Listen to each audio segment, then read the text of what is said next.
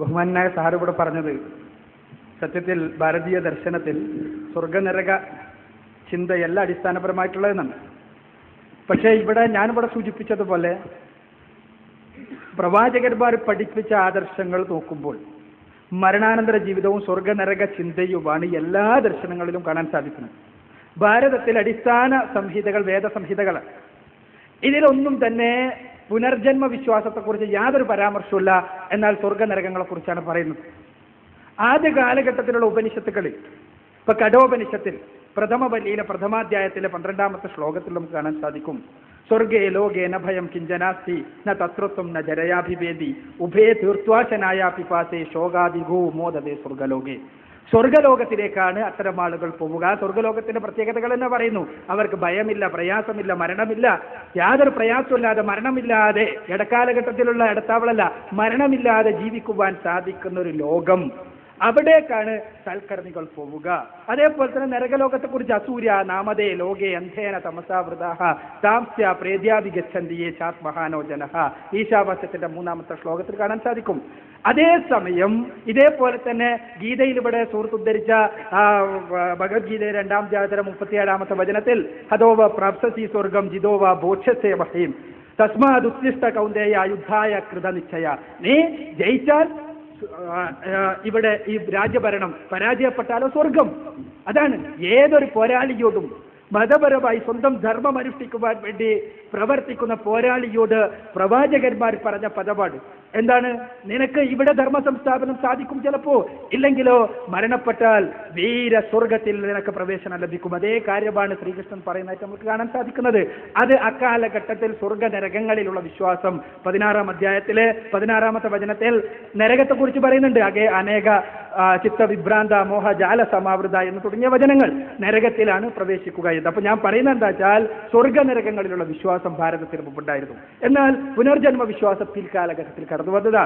പുനർജന്മ വിശ്വാസം നമുക്ക് ആദ്യമായി കാണാൻ സാധിക്കുന്നത് ഛാന്ദോഗ്യോപനിഷത്തിലാണ്. അത് എങ്ങനെ ഉണ്ടായി എന്ന് ഈ ഛാന്ദോഗ്യത്തിലെ വചനം തന്നെ വ്യക്തമാക്കുന്നുണ്ട്. ആദ്യമായി ഛാന്ദോഗ്യോപനിഷത്തിലാണ് കാണുന്നത്. ഛാന്ദോഗ്യത്തിലെ 5ാം അധ്യായത്തിലെ 5ാം മണ്ഡലത്തിലെ 10ാം അധ്യായത്തിലെ 7ാമത്തെ വചനത്തിൽ എന്നിട്ട് പുനർജന്മ വിശ്വാസം വിശദീകരിച്ചിട്ടുണ്ട്. എങ്ങനെയാണ് പറയുന്നതെന്ന് അറിയാമോ? നമ്മൾ പരിശോധിച്ചാൽ മതി. ഇത് ഞാൻ പറയുന്നത് എങ്ങനെ ഒരു ദൈവിക ദർശനത്തെ പിൽക്കാലഘട്ടത്തിൽ പുരോഹിതന്മാർ കൈകടത്തിക്കൊണ്ട് വികലമാക്കി എന്നുകൂടി നമുക്ക് മനസ്സിലാക്കാൻ വേണ്ടിയാണ്. പറയുന്നത് എന്താണെന്നറിയോ? വചനം ധരിക്കുന്നില്ല. എങ്ങനെയെന്ന് വെച്ചാൽ ഇവിടെ ധർമ്മം അനുഷ്ഠിക്കുന്നവർ അടുത്ത ജന്മത്തിൽ ബ്രാഹ്മണ ക്ഷത്രിയ വൈശ്യാദികളുടെ യോനികളിൽ ജനിക്കുന്നു. ബ്രാഹ്മണ യോനിംവ ക്ഷത്രിയ യോനിംവ വൈശ്യ യോനിംവ എന്ന് തന്നെയാണ് പറയുന്നത്. അവരുടെ ജനനേന്ദ്രിയത്തിൽ ജനിക്കുന്നു. അതല്ല, ഇവിടെ തിന്മ ചെയ്യുന്നവർ, ഈ ജന്മത്തിൽ തിന്മ ചെയ്യുന്നവർ പന്നിയുടെയോ പട്ടിയുടെയോ ചണ്ടാളന്റെയോ യോനിയിൽ ജനിക്കുന്നു എന്നാണ്. അപ്പോ ഇതിന്റെ ലക്ഷ്യം എന്താണ് എന്ന് വളരെ വ്യക്തമാണ്. കഴിഞ്ഞ ജന്മത്തിലെ നന്മ കൊണ്ടാണ് ഈ ജന്മത്തിൽ ഇവിടെ ബ്രാഹ്മണ ക്ഷത്രിയ വൈശ്യാദികൾ സുഖിക്കുന്നത്. അതേപോലെ തന്നെ കഴിഞ്ഞ ജന്മത്തിലെ തിന്മ കൊണ്ടാണ് പന്നിയെയും പട്ടിയെയും പോലെ ചണ്ടാളൻ പ്രയാസപ്പെടുന്നത്. അതിന് ഈ ജന്മത്തിൽ അടുത്ത ജന്മത്തിലെങ്കിലും ബ്രാഹ്മണ ക്ഷത്രിയ വൈശ്യന്മാരാകണമെങ്കിൽ ആ സ്വധർമ്മം അനുഷ്ഠിക്കുകയാണ് വേണ്ടത്. ആ സ്വധർമാനുഷ്ഠാനം എന്താ? ചണ്ടാളന്റെ സ്വധർമാനുഷ്ഠാനം അറിയാം, ദാസ്യവേലയാണ്.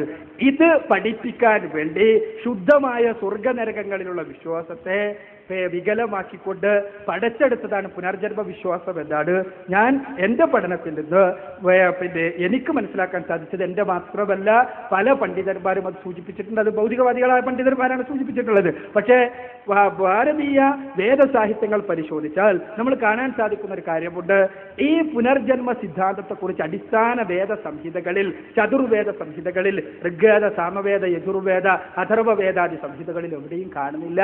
പിൽക്കാലഘട്ടത്തിലാണ് അതുണ്ടായത്. അത് ഛാന്ദോഗ്യത്തിൽ ഇതിങ്ങനെ പറഞ്ഞു കേൾക്കുമ്പോൾ ജൈവലി മഹാരാജാവ് തന്നെ വേദം പഠിച്ച ആളുടെ ഇതൊരു അത്ഭുതകരമായ സിദ്ധാന്തമായി കേട്ടിരിക്കുന്ന നമുക്ക് ഛാന്ദോഗ്യത്തിൽ തന്നെ കാണും ചെയ്യാം. അപ്പൊ അതിൽ നിന്ന് തന്നെ വേദം പഠിച്ച ആളുകൾക്ക് പോലും അറിയാൻ പാടില്ലാതിരുന്ന ഒരു വിശ്വാസമായിരുന്നു ഇത് എന്ന് മനസ്സിലാക്കാം. അത് പിൽക്കാലഘട്ടത്തിൽ ഈ വർണ്ണാശ്രമ വ്യവസ്ഥ, ചാതുർവർണ്ണ വ്യവസ്ഥ സ്ഥാപിക്കാൻ വേണ്ടി, അതിന്റെ അടിസ്ഥാനത്തിൽ പരലോക വിശ്വാസം മാറ്റിയെഴുതാൻ വേണ്ടി സ്ഥാപിക്കപ്പെട്ടതാണ്.